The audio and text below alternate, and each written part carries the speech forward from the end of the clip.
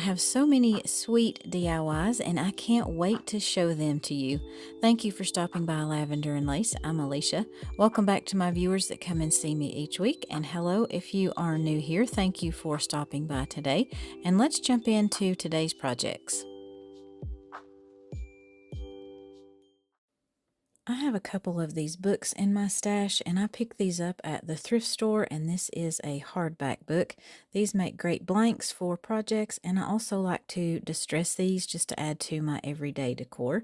But for this one, I picked up this really pretty red paper at Hobby Lobby. I love the vintage feel that I get from this, and it also almost looks like fabric to me. So I wanted to use that to recover this book. So I just pressed that down firmly along the edges of the front and the back covers and just cut that out to fit. And this is a specialty paper, and you can find that with all of the other papers and cardstocks at Hobby Lobby. So I just cut out two of those pieces, of course, one for the front and the back cover of my book. And I just used my Aleene's tacky glue to attach that. I'm trying to work through some of the glues that I have. I have so many different kinds on hand, and I like to use this when I'm using like a thin material like paper or faux leather or something, because if you use hot glue, you will just get some of those bumps and ridges. And of course, I didn't want that look for this project. So I just lined up my paper, smoothed that out really well with my hand first, and then I like to use my brayer. That just makes sure that I get a good bond between my paper and my book cover. And I also picked up some of this permanent vinyl, and this was the foil vinyl. I can't remember the color that I picked out, but it was a gold color, and I thought that would coordinate nicely with this red in that paper, and this was just $1.50. So I picked up 2 sheets of that, and this was the perfect material to use as the binding for my book. So I just laid that out and measured that out, and because this does have those grid lines, it was just easy for me to line everything up and just cut out a small slit at the bottom of my vinyl, and then just completely finish cutting that out so that would wrap around the spine of my book. And just to get the correct length on that vinyl, I just cut that down to size. Again, just laid that over my book and just kind of marked that with my finger and just cut off that excess vinyl. And I just removed the backing and started working on the front of my book. Just placed that down, lined it up, and pressed that down firmly. And I did make sure to press it in that crease before I wrapped it all the way around my book. And I should have just put down a small piece of that on the front before I removed all of that backing paper, because I did just go back and place that down just to make sure that I had that lined up correctly, and that made it easier to just cut off any of that excess vinyl.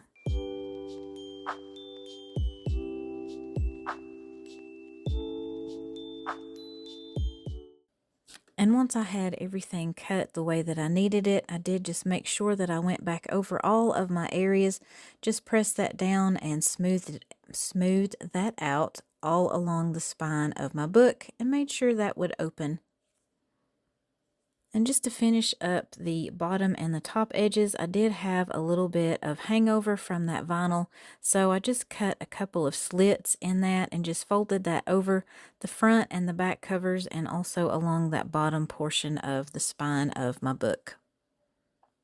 And I just trimmed off any excess here and there where I needed to, and just tucked that in and made sure everything looked nice and neat.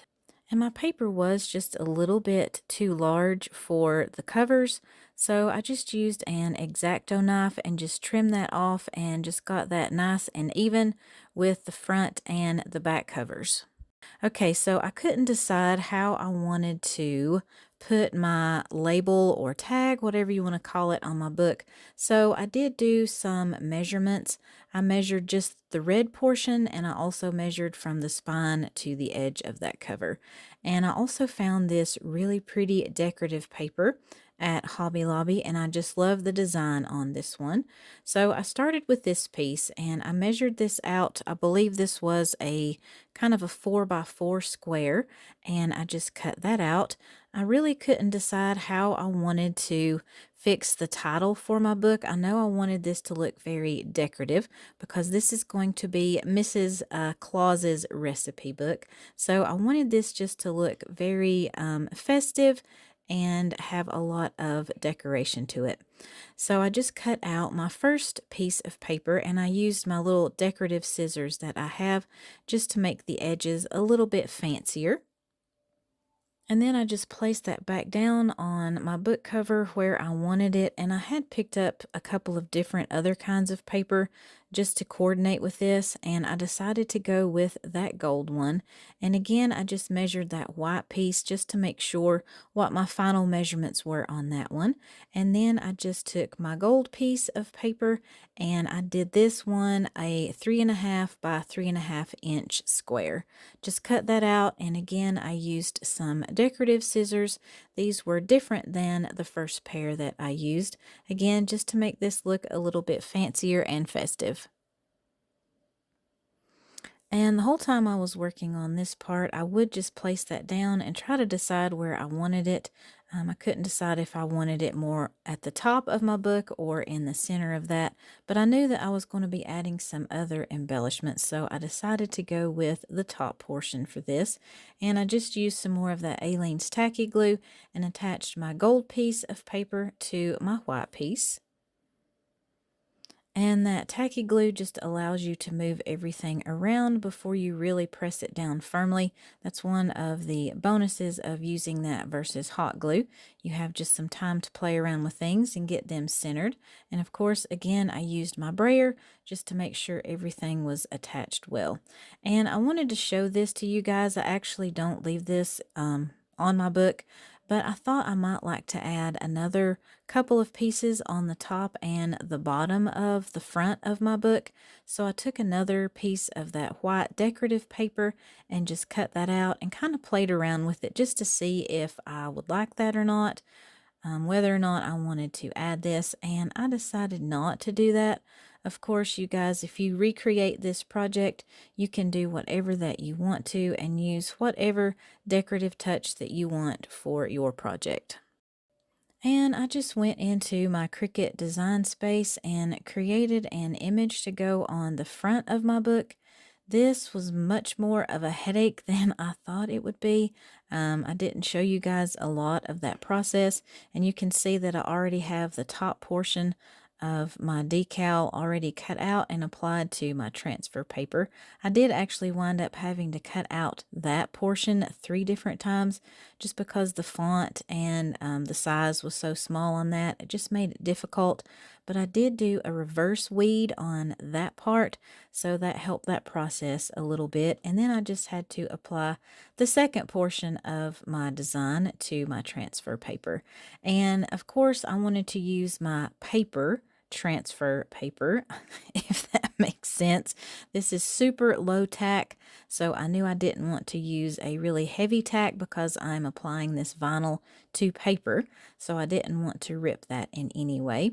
And because I am using that paper transfer tape, it just helped me to center that before I actually applied that down. And I just burnished that with my little burnishing tool and made sure I had all of my vinyl applied to my paper. And I just carefully removed that transfer tape. I did have a couple of areas that wanted to pull up, but I was able to just go back in with my fingernail and press that down firmly and make sure all of my vinyl was in place. And I did have a couple of those centers of the letters that were super small. I didn't even try to weed those out before I applied it because I knew I would be able to go back in with my little pen tool and just remove those. And some of those actually didn't cut completely through that vinyl, so I did have to just use my scissors and trim those up. But you can just go back in and remove those centers of your letters after you apply your vinyl.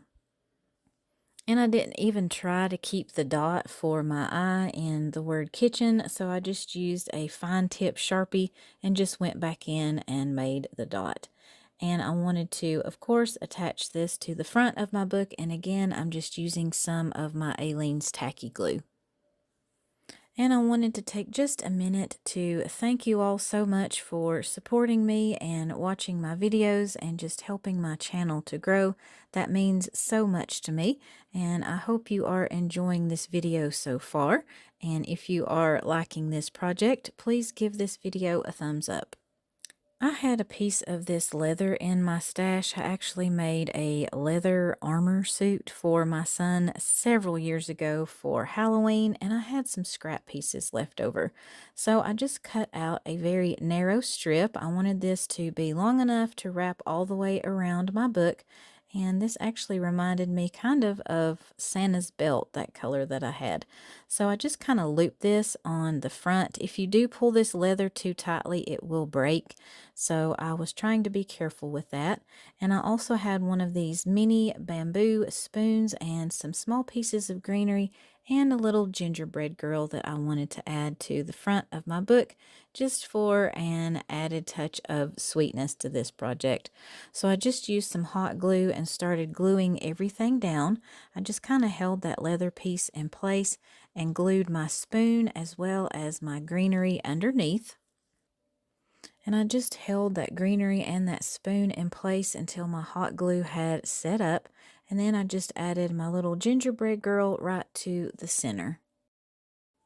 And I did tack down either side of my leather strap with just a little dot of hot glue just to make sure that that wouldn't slip. And I also put a little dot of glue on the back just to make sure that would stay in place. And I thought this needed something else. And I remembered that I had this jingle bell garland in my stash, so I just cut off a small piece of that and just wrapped that around my finger to get the spiral.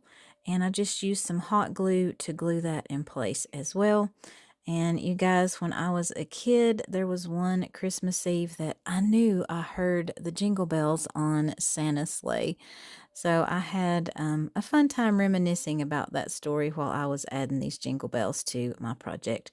But that is it for this one. I did trim up those ends of my leather pieces just a little bit and added a little bit of hot glue just to hold those in place. But that's it for this project. Let me know what you guys think about this one.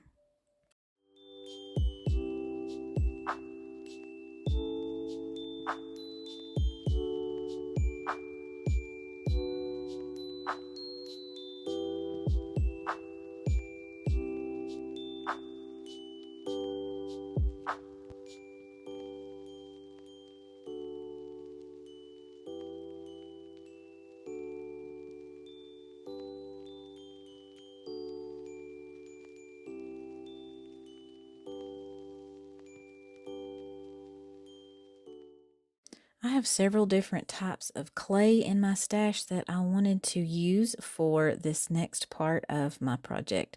And I started with this Sculpey oven baked clay. This stuff is super hard and crumbly. You can look up instructions on how to use this online. So I'm going to show you what I did and tell you what not to do as well when you are working with this oven baked clay. You do want to condition this in the beginning just to get that soft. Otherwise, you're not going to be able to mold, shape, roll this out, anything that you want to do with your project. I tried to start doing this with my hand and just working that clay.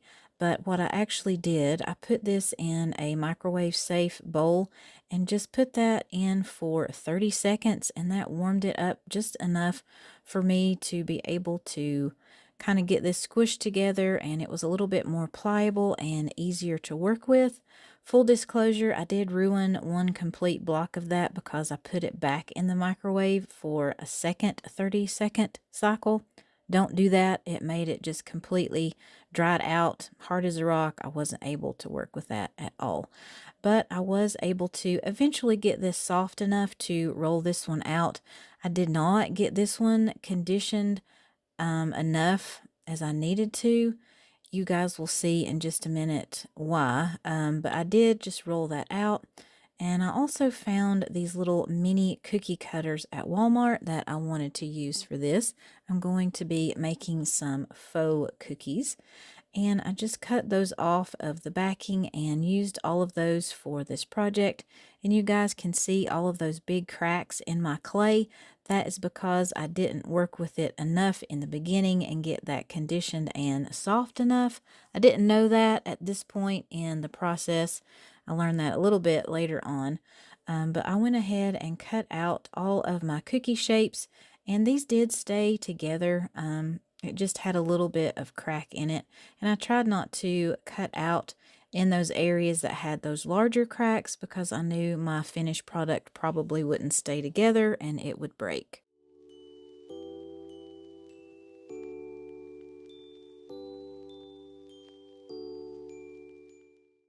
So I also had this different brand of clay in my stash, and this one I picked up at Walmart. The Sculpey I did get at Hobby Lobby.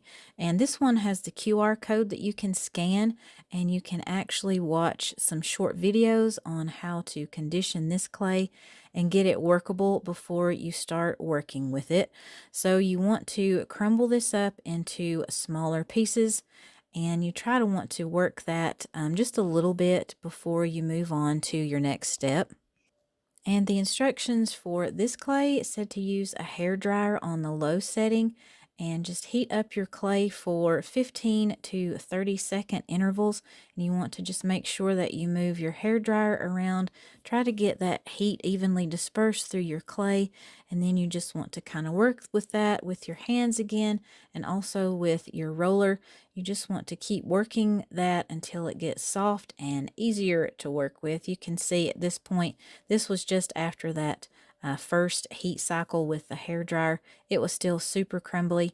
You just have to keep working with it until you get it soft. This did take a while, and no joke, my hands today are sore, and I did this yesterday.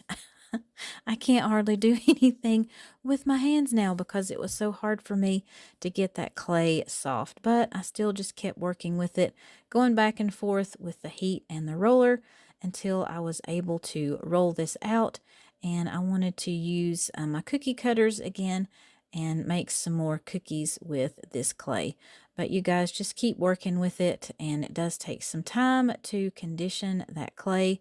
But this is what it looks like once you have that all conditioned and soft. It rolls out nice for you.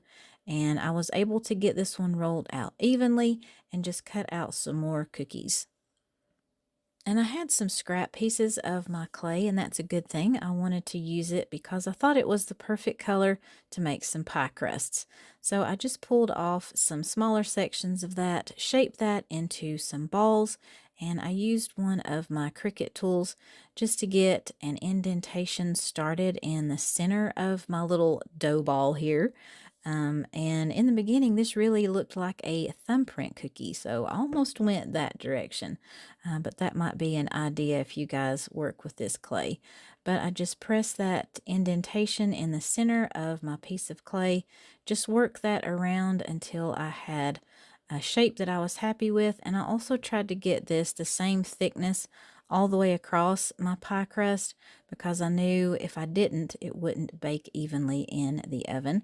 But I just played around with that and messed around with my clay until I was happy with the shape of my crust.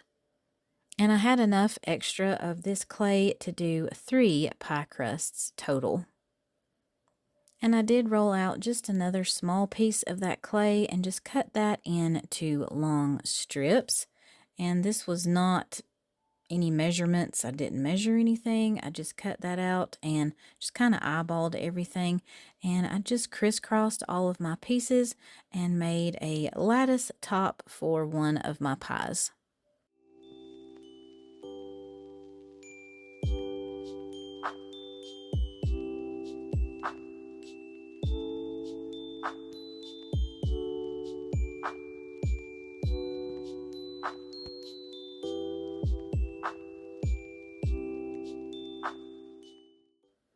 And once I had all of my baked goods ready to go, I just carefully slid them onto a cookie sheet and separated those a little bit. I tried to give each of them plenty of room so the heat would circulate evenly and these would bake correctly. So I just put those in my oven at 275 degrees and baked these for 30 minutes.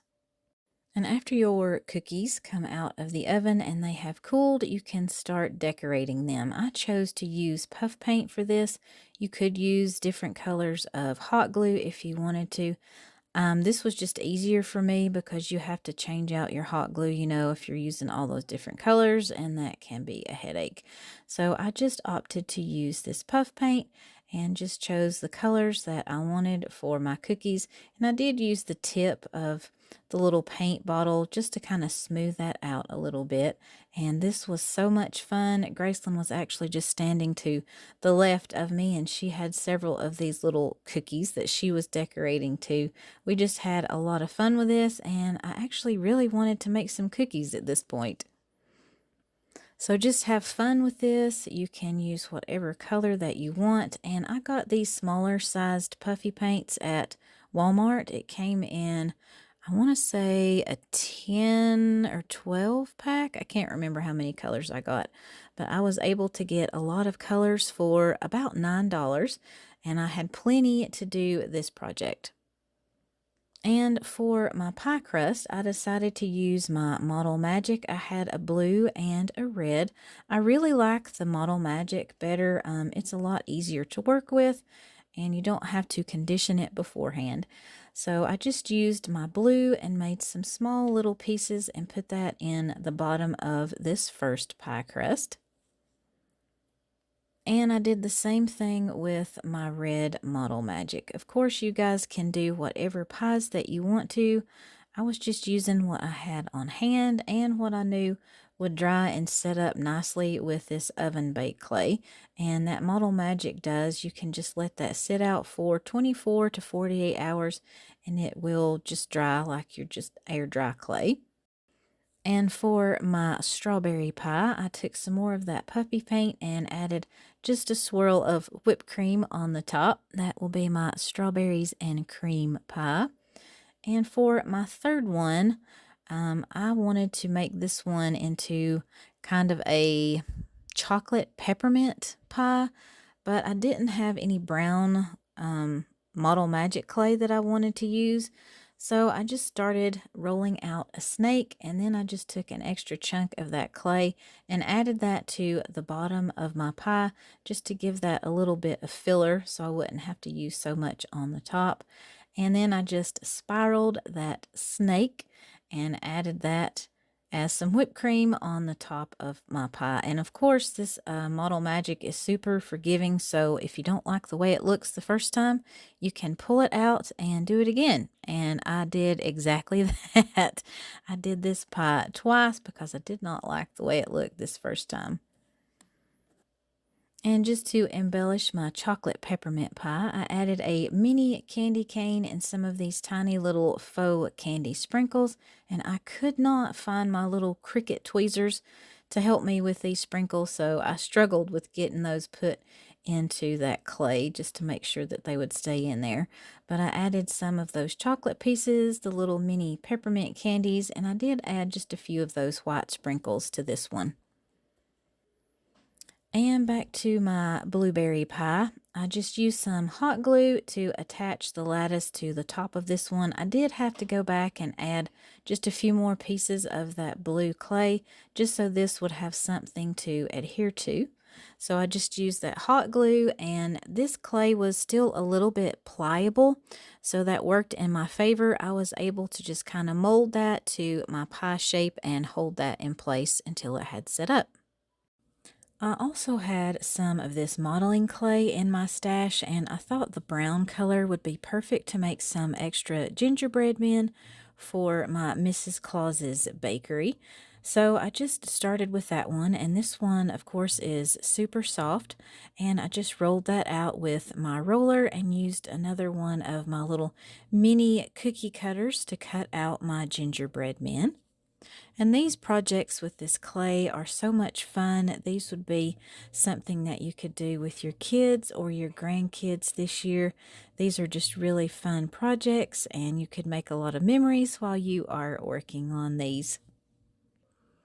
And I did let my gingerbread men set out overnight. I wanted to see if this modeling clay would dry out and harden any. It did not. So I needed to come up with something to glue these to so I would be able to display them and they wouldn't get crushed or anything.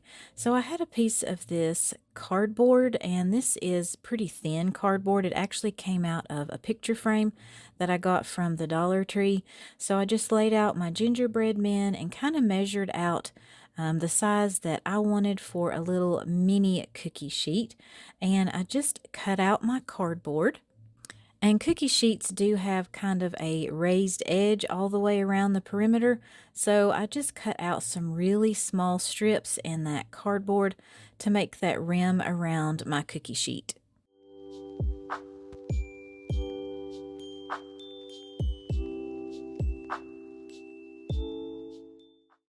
And I just used some hot glue to glue down each of my pieces to go on the edges of my cookie sheet and get that ready to paint.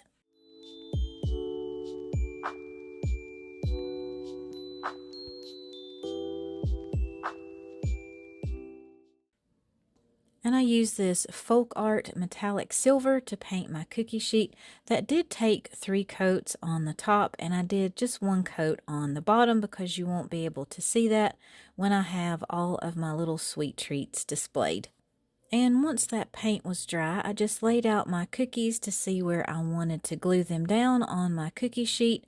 And I did just use a little bit of hot glue on the back of those and glued each one of those down. And I thought about not decorating these, but I wanted to go ahead and decorate them kind of like these were already baked and had just cooled after they came out of the oven. And I used some white puffy paint for the icing on these gingerbread men. And I just set that aside until that paint had dried, and I moved on to the next element in this project.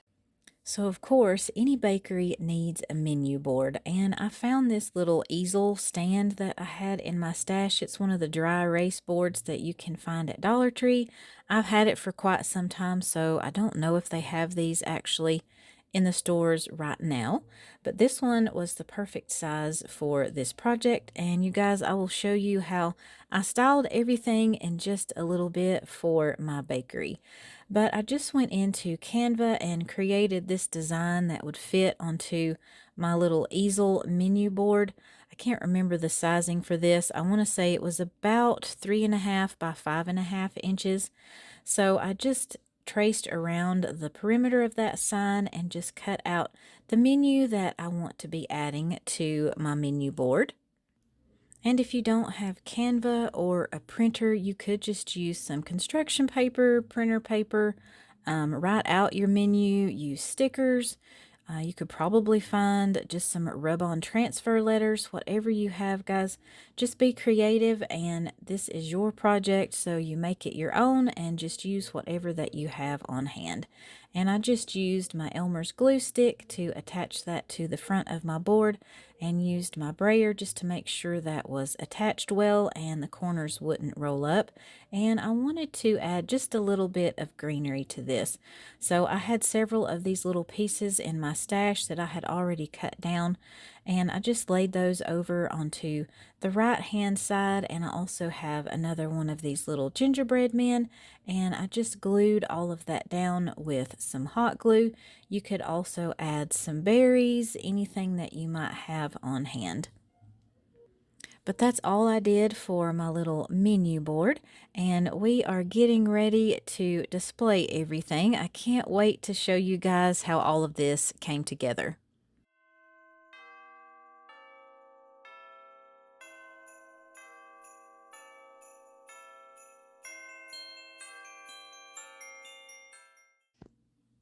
This is a DIY that I did back in the summer. I found this little mini, I think it was a jewelry box at my thrift store, and I just redid this to make it look vintage, and I am repurposing it for this project and using it as a pie safe.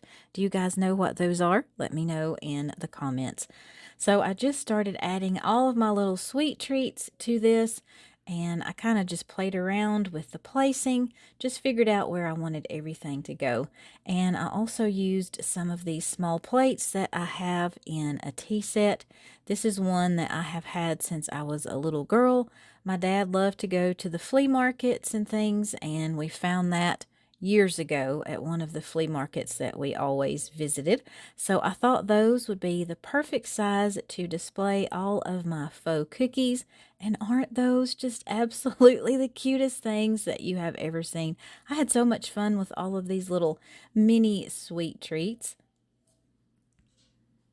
And I even thought about maybe adding some sugar plums with some purple clay. So that would be an idea for you guys if you wanted to add anything extra to your project. But I thought these turned out perfect. And it's just a super sweet touch to my kitchen decor this year. I hope you all love Mrs. Claus's bakery as much as I do. I think these are absolutely adorable. And of course, these are fat free. Don't add any extra calories to your diet this Christmas.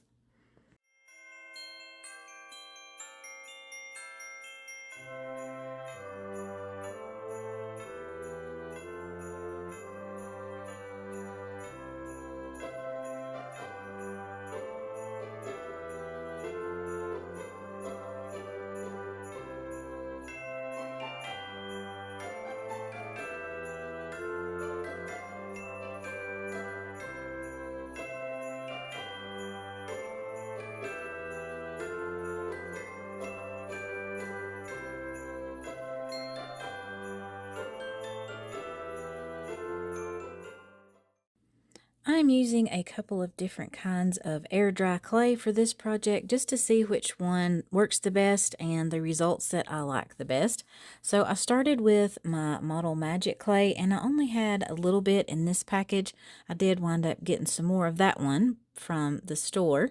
And I am going to be making some faux marshmallows. So you just want to take a small piece of your air dry clay, roll that into a ball first, and just kind of work with it until you get all of the cracks and stuff worked out of your clay. And then you just want to roll that into a ball and just continue to shape that kind of into a cylinder shape and mash the top and the bottom just a little bit until you kind of get the indentation that you see on an actual marshmallow. And I also used the Play-Doh air dry clay. I like the color of this one better, but it is super soft. So these I did have to turn them over about halfway through the drying time. They wanted to kind of melt, really, is what it looked like. Once I had them sitting up on that wax paper, I put them on wax paper to dry. I did just kind of have to keep messing with those and turning them and reshaping them until they were dry. So if you do this project, I would highly recommend that you use the Model Magic. And once those had dried and set up, you can see how kind of squatty the one there on the left looked. I added some brown hot glue to these. I wanted these to look like they had a little bit of melted chocolate on them. And I also picked the ones that kind of had cracks and things and didn't look the best to add this hot glue to. Just covered up a little bit of those imperfections. And next, I grabbed a couple of my silicone molds that I had in my stash. I believe I found these at Dollar Tree last year, and I wanted to use these to make some faux chocolates. I'm making several little sweet treats to add to my hot chocolate station this year. So I just used some brown hot glue and filled each of those wells about halfway full with that hot glue. I didn't want these to be super thick candies, and I just kind of tapped down that hot glue until everything was level. And once those were dry, all you have to do is pop those out of those molds, and you have some perfect faux chocolates to add to your hot chocolate station or any other area in your kitchen this year. And this is my s'more station that I made back in the summer. I absolutely love this and I love how it looks on my counter. So I wanted to repurpose it and use it for my hot chocolate station for Christmas. This, as well as my little pie safe or my mini cabinet that I redid, I will link the videos to both of those in the description box. So if you guys want to see how I made each of those, be sure that you check there. So I did want to cover up all of those decals on the front. I wanted this to look a little bit more Christmassy. So I just measured each of those and I pulled out a gift bag that I had saved from last year. I just like the design on this one and I thought this would be a really simple and easy way to cover that up and still be able to use it again for s'mores.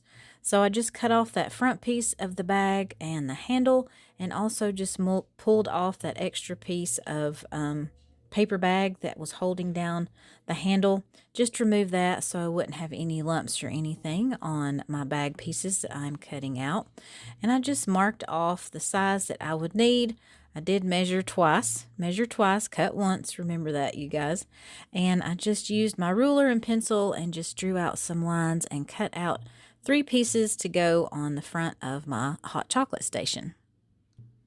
And if you don't want to use a gift bag or you may not have any on hand, I thought another good idea would also be to use some Christmas cards. That would be a really good way to not only display your Christmas cards, but to just go ahead and use up what you have on hand. So once I had all of my pieces cut out, I did go back and just lay those over each of the chalkboards just to make sure everything would fit. And I used some, well, I started with double-sided tape, the double stick tape, and I ran out of that. So I just had to use some regular Scotch tape and just rolled that up and put it in each of my corners and just stuck that onto each of the chalkboards. And that was just a really quick Christmas makeover for my hot chocolate station. And now it's just time to start adding all of my goodies for hot chocolate. We keep it pretty simple around here. We like to add maybe some little mini marshmallows, use the candy canes as a stir, or some whipped cream, maybe some sprinkles every once in a while if we're feeling really fancy. But you guys, you can add whatever that you want to your hot chocolate station. And something else that you might want to do, you could also pick up some of the Christmas themed parchment paper. You can find that on Amazon. I may add that to mine as well.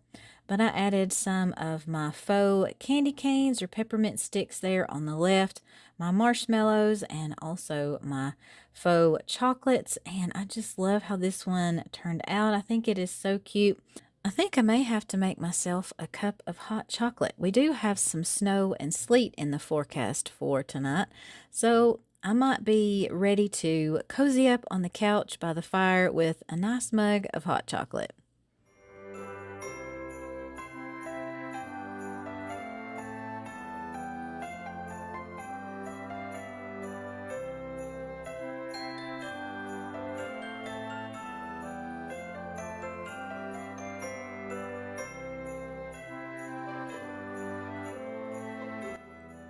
That wraps up these super sweet DIYs. Let me know which one of these was your favorite in the comments below. Thank you so much for watching today. Please give this video a thumbs up. Click that notification bell so you don't miss any of my future videos. And also, if you can find that hype button, I would appreciate it if you click that. That really helps my channel to grow. I hope you have a blessed day, and I will see you in the next one.